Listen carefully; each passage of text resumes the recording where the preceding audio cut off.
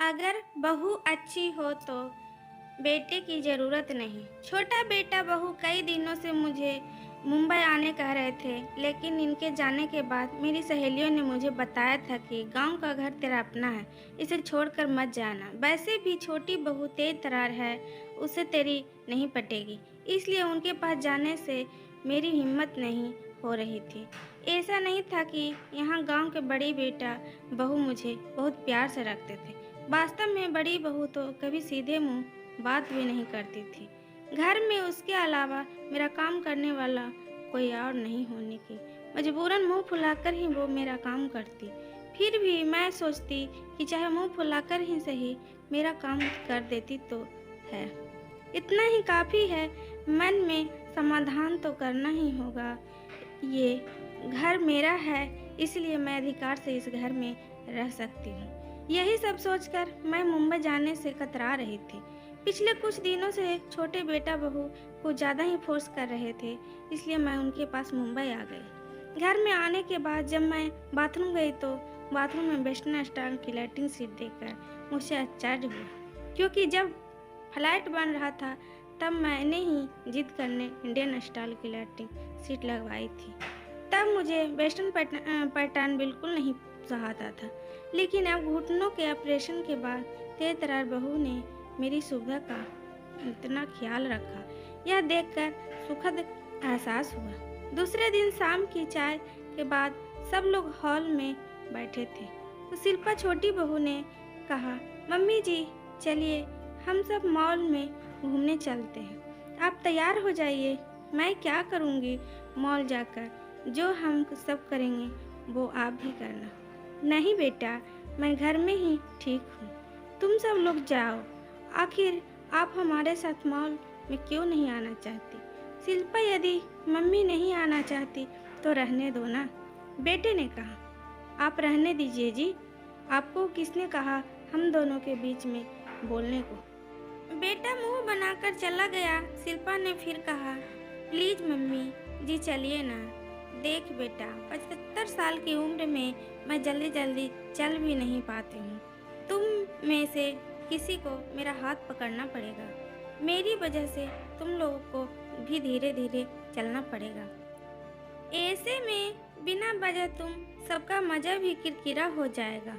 और मॉल में वो क्या बोलते हैं, एक्सीलेटर आदि पर चलना भी मुझे नहीं आता है। मम्मी जी, जब आपके बच्चे छोटे थे, छोटे छोटे पैरों से तेज नहीं चल सकते थे, तब आप भी उनके साथ धीरे धीरे ही चलती थी ना। बच्चे तेज नहीं चल सकते, इसलिए क्या आप उन्हें घर में ही छोड़कर अकेले घूमने चली जाती थी? अब हम बच्चों की बारी है, आपके साथ हम धीरे धीरे चलेंगे। फिर का घर में बैठे बैठे आप भी तो बोर हो जाती होंगी। रहा सवाल एक्सीलेटर का, तो मैं हूँ ना, आप बस तैयार हो जाइए, मुझे अभी बहुत काम है। अब ज़्यादा खुशामद करने की मत वेट लगाइए। इतना कहकर शिल्पा जल्दी जल्दी किचन में चली गई। बेटे ने कहा, मम्मी सॉरी मम्मी, आप बुरा मत मानिए।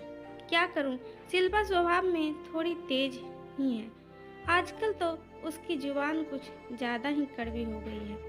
बहू की प्यार भरी डांट में मेरी आंखें भीग गई। मैंने कहा, बेटा मीठा बोलने वाले तो बहुत देखे हैं, लेकिन शिल्पा के तेज स्वभाव में भी एक अपनापन है। मैं सालों से इसी अपनापन के लिए तरस रही थी। जाकर तू भी तैयार हो जा, नहीं तो तुझे भी डांट खानी पड़ेगी। मॉल में जाने पर मैंने देखा कि ग्राउंड फ्लोर पर तो ज़्यादा कुछ है ही नहीं, ऊपर ही जाना पड़ेगा। बहू रानी जिद करके मुझे मॉल में ले तो आई, लेकिन अब मैं एक्सीलेटर से ऊपर कैसे जाऊंगी? सब मुझे देखकर हंसेंगे। ये सब सोच सोच कर मैं परेशान हो रही थी। इतने में शिल्पा बोली, मम्मी जी हम यहाँ 5 मिनट तक एक्सीलेटर के पास खड़े रहते हैं। आप आते जाते लोगों को ध्यान से देखिए, वे कैसे पहली सीढ़ी पर पैर रखते हैं, कैसे बिंदास होकर एक्सीलेटर पर चलते हैं, जैसे ही घर की सीढ़ियाँ चढ़ रहे हो। सब अच्छे से देखिए ताकि आपकी घबराहट कम हो जाए। मैं आने जाने वालों को अच्छे से देखने लगी। मुझे किसी भी के भी चेहरे पर थोड़ा सा भी डर नहीं दिखा। ये सब देखकर मेरा भी डर भी कम हो गया। शिल्पा ने कहा, मैं आपका हाथ पकड़ कर रखूँगी। आप बिल्कुल न घबराते हुए मेरा हाथ पकड़ कर रखिए। चलिए, क्या आप एक्सीलेटर पर चलने का तैयार हैं? हाँ, ठीक है।